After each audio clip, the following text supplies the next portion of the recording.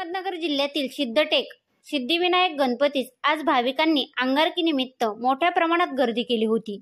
कोणत्याही शुभ कार्याच्या सुरुवातीला आपण बाप्पाला साकडं घालतो, तसेच सर्व देवतांच्या आधी बाप्पाला पूजतो।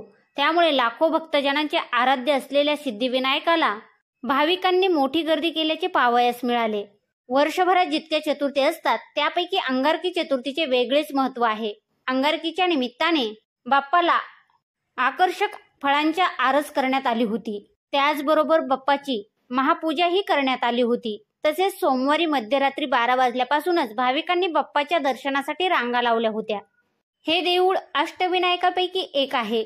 श्री विष्णूला सिद्धी प्राप्त करून देणारा, कार्यसिद्धीस नेणारा हा सिद्धिविनायक अष्टविनायकापैकी उजव्या सोंडेचा एकमेव गणपती आहे।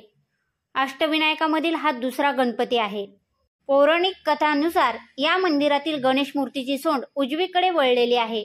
सामान्यतः गणेशाची सोंड त्याच्या डावीकडे वळलेली असते, पण असे मानले जाते की उजव्या सोंडेचा गणेश हा खूपच शक्तिशाली आहे। परंतु हे जरी खरे असले तरी त्याला प्रसन्न करणेही तेवढेच कठीण काम आहे। हे एकमेव असे अष्टविनायक मंदिर आहे जेथे देवतेची सोंड उजवीकडे आहे।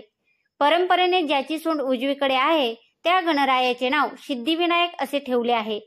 सिद्धी देणारा, सिद्धी, यश, अलौकिक शक्ती, सिद्धटेक मंदिर म्हणून हे क्षेत्र जागरूक क्षेत्र म्हणून मानले जाते।